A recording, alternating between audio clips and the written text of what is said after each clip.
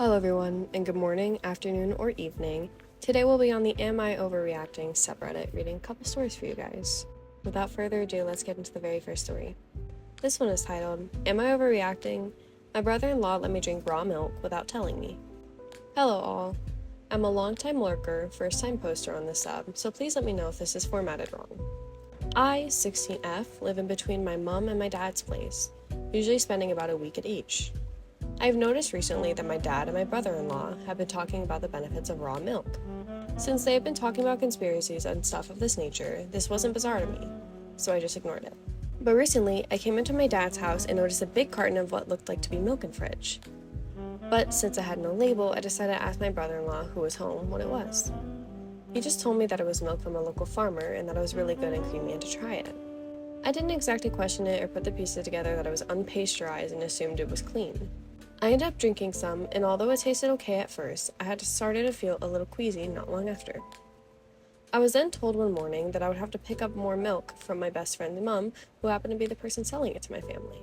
Since it was within walking distance, I went over with money to buy it off of her. When I saw my best friend, she asked what I was doing here, and I told her that I was buying some of the farmer's milk that her mom gets, and she kind of laughed and said, "Oh, the raw milk?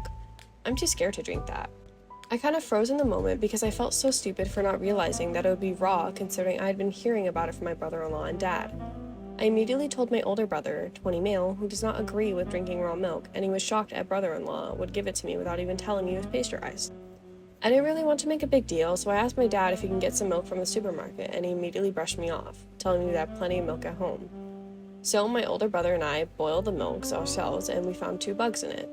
My sister, who is married to brother-in-law, and brother-in-law saw what we were doing and got upset that we pasteurized 1 whole carton for ourselves. Even though there were 2 unpasteurized, we were leaving for them. I'm honestly upset because it would be much easier just getting at least 1 liter of store-bought milk for me to have, considering I'm only at my dad's every other week. I feel like I should be able to have pasteurized milk because I'm not forcing them not to have it. It made me sick, and the thought of having dirty bacteria in my milk makes me extremely squeamish. Am I overreacting? I feel like you could have at least told me before letting me drink some. But maybe I shouldn't make a big deal out of it. Edit. I've seen a lot of people commenting about going to court to limit visitation at my dad's. My parents are not divorced, but they are split up and live 2 hours apart. Even though I don't have a legal obligation to visit, I know how my dad will react, and I also love my family. Oh, and I'm not from the US. This one is a little scary because unpasteurized milk is extremely dangerous. You don't know what kind of bacteria, or in this case, bugs, was in that milk. And you also don't know if the cow had some type of sickness or illness. It's always better to pasteurize the milk for both quality and safety. On to story number 2. Am I overreacting? Who does that? I'm done with my family. I'm 70, married to my college sweetheart for 44 years, with 2 adult children, 37F and 34M. My husband keeps doing things without asking, like washing my irreplaceable cotton comforter on warm/hot, fading the pattern and shrinking the stitching. I was on a trip to visit my family and freaked when I got home.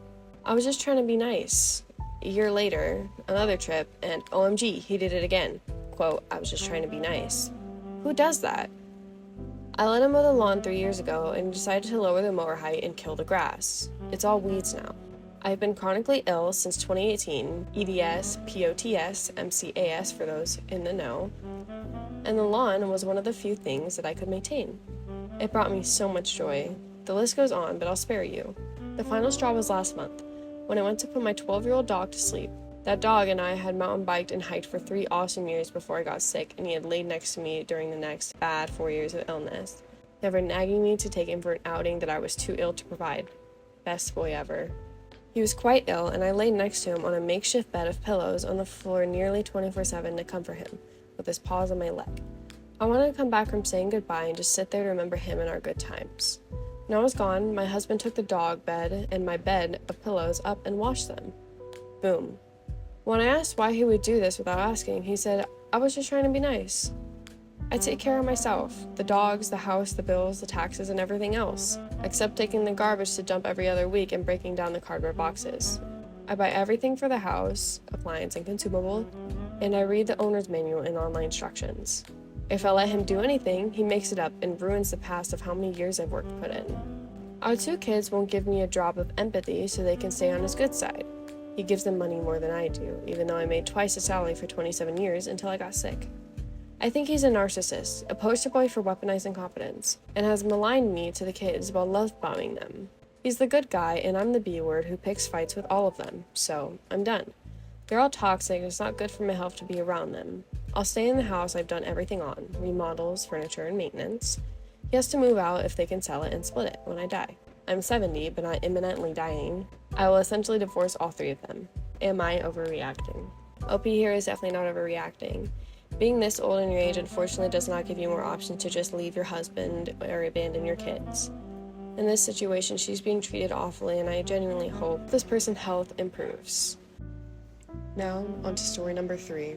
This one is titled, Am I Overreacting for Feeling Humiliated After My Boyfriend Made Me Leave His House in Front of His Friends? I never thought something so small would make me feel so embarrassed. I've always been a quiet girl, and I truly love my boyfriend. Whenever he invited me over, I was just happy spending time with him. One evening, he told me some of his friends were coming over to watch a game. I helped him clean up a little and even brought snacks because I wanted everyone to have a good time. When his friends arrived, everything seemed fine at first. We were all sitting together, talking and laughing. Then one of his friends made a joke about couples spending too much time together.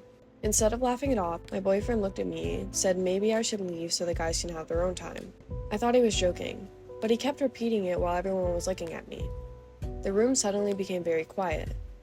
I felt my face get hot-shot red with embarrassment. I tried to smile and act like it didn't bother me, but inside I felt hurt. Nobody said anything, and I slowly packed up my bag. As I walked to the door, I could hear some of his friends laughing. I feel like everyone was watching me leave. The ride home was longer than expected. I kept thinking about what happened and wondering why he could not have just spoken to me privately. I would have understood if he wanted time alone with his friends. What hurt me was the way he did in front of everyone, making me feel unwanted and out of place. Later that night, he texted me like nothing happened. That made me feel worse. I cared about him deeply and always tried to support him, but I could not stop thinking about how humiliated I felt. I was not angry because he wanted time with his friends. I was hurt because someone I loved made me feel small in front of other people. That is why I keep asking myself, am I overreacting? Or would anyone feel embarrassed after being treated that way? This person is definitely not overreacting. It definitely was disrespectful how he made her feel little in front of his friends. This girl should definitely have a talk with her boyfriend, and hopefully it works out. Now, on to story number 4. Am I overreacting that my son needs to pay us back? I, 45 female, and my husband, 49 male, have 2 adult children. Our son, almost 21 male, ended up in a bit of situation a couple weeks ago. My son texted me asking if I could get him and his girlfriend, 20F, to and from work for a couple weeks. When I asked why, he let me know his car had been repoed and that he can get it back in 10 days to come up with the $1,900 to do so. He did not want me to tell his dad/my husband.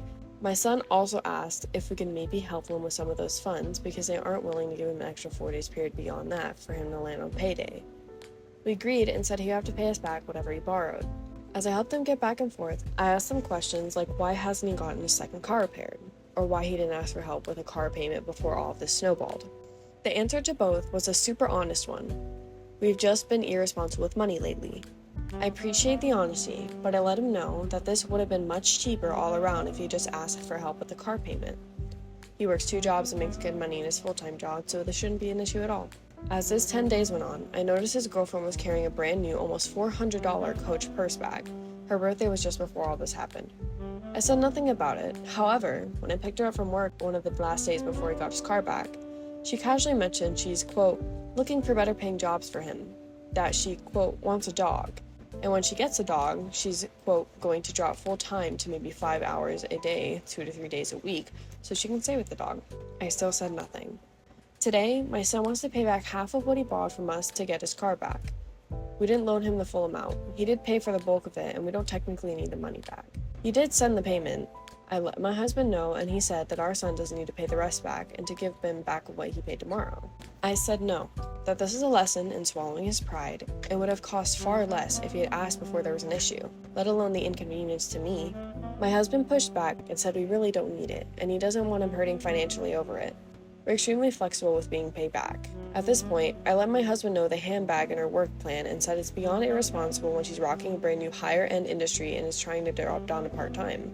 I said by not making him pay us back, we are effectively letting her decide that it is not our son's job to support her financially, but ours as well, and I'm unwilling to send that message to either of them. I've dug my heels in, I expect this money back. Am I overreacting about this? Should we make our son pay back so that's his lesson 6? I believe this person is not overreacting. Her son had already admitted that they are financially irresponsible, and the new coach purse bag is definitely a sign of that, and as well as dropping to a part-time job. If he really wants the money, then he should be able to ask before it gets much worse, or create a compromise with his girlfriend. Now, onto story number 5. Am I overreacting? Monster in-laws.